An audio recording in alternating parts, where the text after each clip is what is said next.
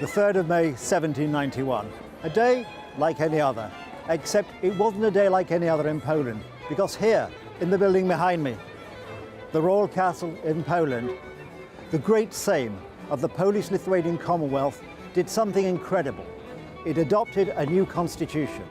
The agitation of the constitution, the desire for the constitution, had begun with the election of the new king, Stanislaw Augustus, at the Convocation Sejm of 1764. How this became necessary, how it was passed, and what it meant for Poland, we'll be finding out in this programme. I'm Nicholas Richardson, and this is Poland Daily History.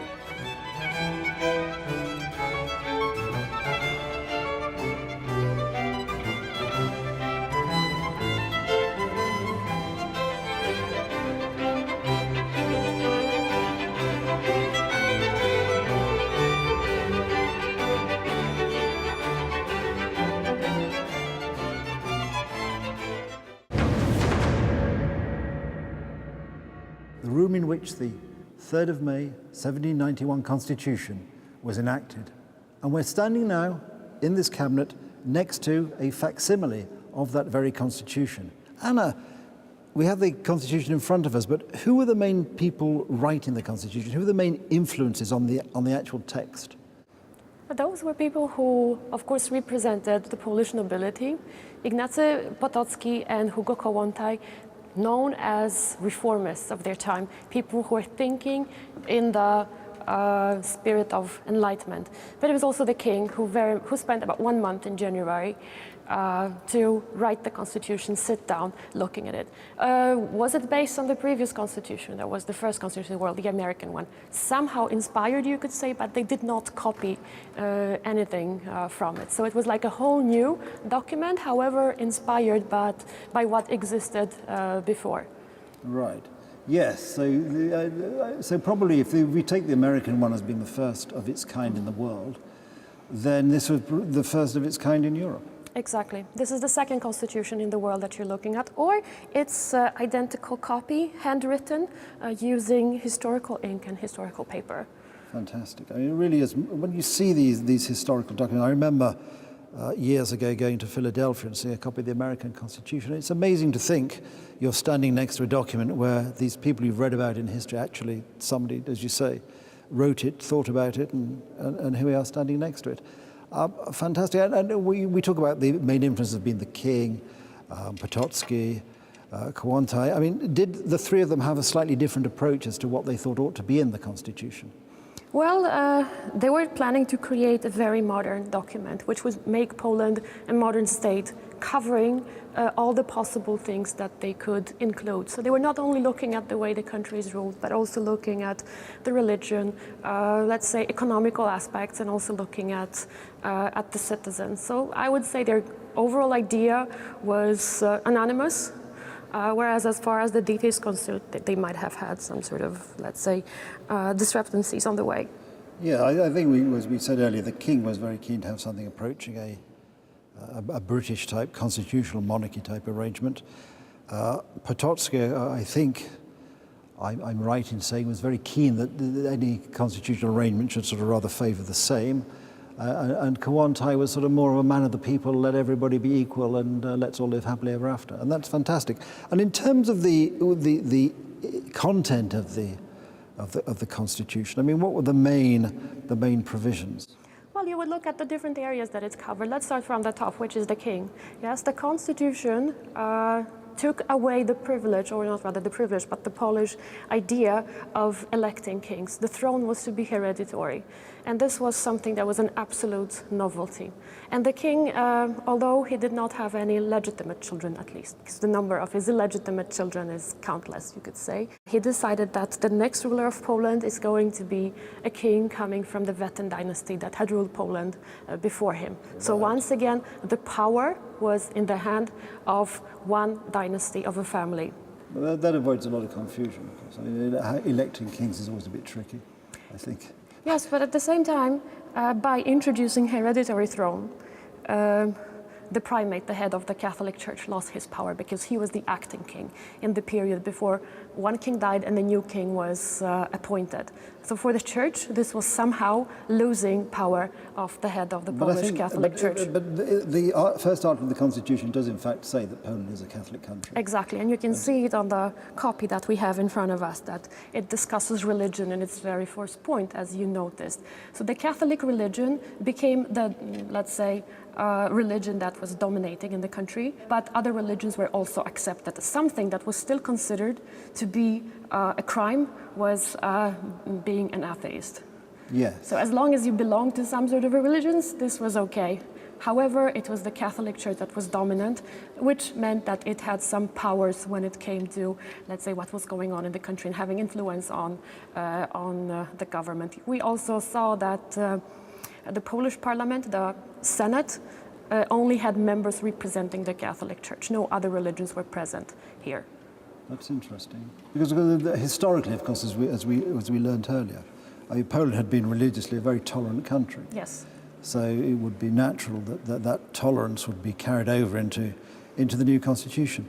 And I think the constitution also gave sort of the ability for townspeople to have sort of more power or more opportunity than they'd had before in terms of being able to stand for various offices at the sort of the local level. Yes, if you look at the way, let's say, the society was arranged in Western countries, you would notice that the citizens of cities were not only more powerful than the ones in Poland, but also much more wealthy. And the constitution, a part of which was the Act on Polish Cities, gave them many more rights than they had before that. One of those rights might sound ridiculous to us, which is that they were entitled to have a fair judgment, a fair trial before they were sent to prison. Before that, they were not. They could just be sent to prison just because the nobleman to who the city belonged to could put them to prison. That must have been pretty, yeah. Mm-hmm. They also got the right to buy land, which they did not enjoy before, and a very new possibility appeared for them, the possibility to be nominated to a noble. Ah, right, okay. So the nobility itself was not at that stage a hereditary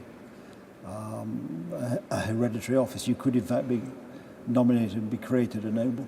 Yeah, and this is how it functioned in Poland in general, is that you would inherit your father's land, but the title, the chancellor, or whether it was the marshal or the head of the Polish army, these were titles that you got as a nomination. You would not inherit titles like you have in the British House of Lords, where some of the titles are hereditary.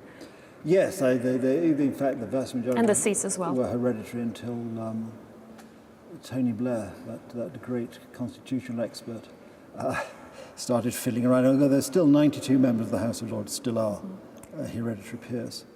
That is, they sit there by virtue of their father, or occasionally, but more often than not, their father having sat there. But because we're still, and Poland would be no different in this respect, we're still a long way from any concept of the Constitution granting universal suffrage. It's not a question of votes for everybody by any means. Yes, but it did improve the life of other people. So as I mentioned before, the nobility received something. Some of the nobles, especially the poorer ones, lost their powers because they were not allowed to participate and to break the same anymore. Yes, no more. This constitution completely got rid of confederated Seims and liberum veto and that sort of machinery, which, as we saw earlier, has really contributed to the... Yes, and the majority of voices was considered to be the empowerment of the decisions that were being made. Also, there's a promise in the Constitution that the lowest level, let's say, levels of the society, the serfs, the farmers, they were also to be taken care of, but it did not mean that they got any new rights. But it stopped, yes, but that stopped short of sort of peasants' emancipation, didn't it? That came later. Yes, that came later. However, the idea was to improve their situation. The system that we are operating in was quite feudal. And the moment that the feudal system was breached came much later, in the 1800s. Yes, it's similar or slightly different than the way the American Constitution, which we also celebrate. Of course, they were, because of the people who were writing it largely from Virginia, they were rather silent on the question of slavery, of course. And so you have these new constitutions, these great rights of men and so forth. And yet, sometimes in the detail, you see there's still a complete reluctance to treat everybody absolutely equally. Yeah, we're all equal, but some of us are more equal. Yes, as George Orwell wrote, yes, all the animals were equal, some were more equal than others. A problem which, of course, continues from any constitution right into the modern day. And, of course, it is interesting, isn't it? This is, I think, depending on how you count these things, the first constitution of its type in Europe, but probably it's true to say, in Polish terms, you could say it's probably the third constitution in Poland. And the current constitution from 1997 right. is the sort of 15th, I think, depending on how you count this. Yes, exactly. It's quite interesting that you say that countries with written constitutions do tend to sort of go through quite a lot of them for one reason or another. Yes, and the country was divided several times, so each of these small parts that were formed, they had their own constitution, so it's really hard to count them. That is absolutely true. But it's marvellous to think that Poland got this in 1791 after many years of struggle and really... Yeah, a centralized treasury was another thing, and Yes. finally, a real, modern, strong army. Yes, because the 18th century was quite a dangerous place if you were a country, and so you needed a pretty strong army, and as we heard earlier. That's marvellous. So here we are, we've seen the passing of this constitution. We'll learn later about the reaction to the constitution, both in Poland and beyond, the immediate reaction, the people who were infected, what happened to it, and also its place in world history.